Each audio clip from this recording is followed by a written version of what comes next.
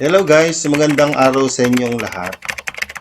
Matapos ang preparasyon para mabuhusan yung poste, sinubaybayan natin yan simula nung pinormahan ng poste.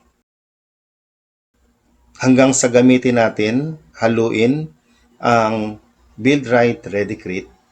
Alam natin, based doon sa compressive strength design niya na 2,500 PSI after 7 days at after about 28 days, aabot ng 4,000 PSI. Yung ginagamit nating Redecrete mixture na to.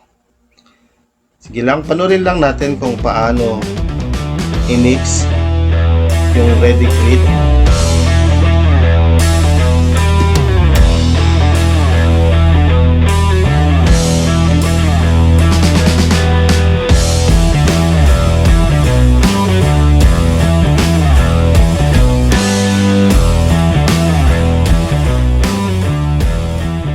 Okay, so pag nilalagyan ng tubig, dapat hindi sobra.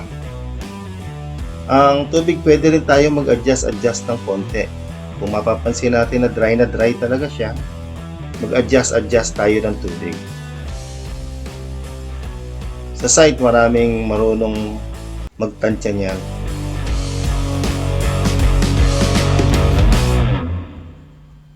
Okay, nahalo na yung ating Build Right Redecrete. Handa ng ibuhos doon sa poste.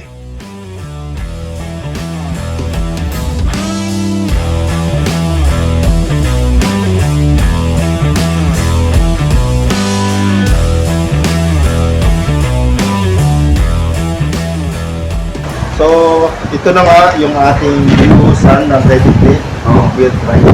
Yung bandang umpisa ng poste ito, na nung tinanggal yung formworks, napansin na mas matibay, mas matigas talaga yung binuhusan na yari sa Build Right Redecrete. Di ba ba? Matibay yan. Yung ibang kulay na. Kahit ikitahin mo yan. Saka dito. Maano yan. Sinubukan niyo kung pukpukin. So iba yung talbog na Iba ang tunog ng ito na talaga mas matibay.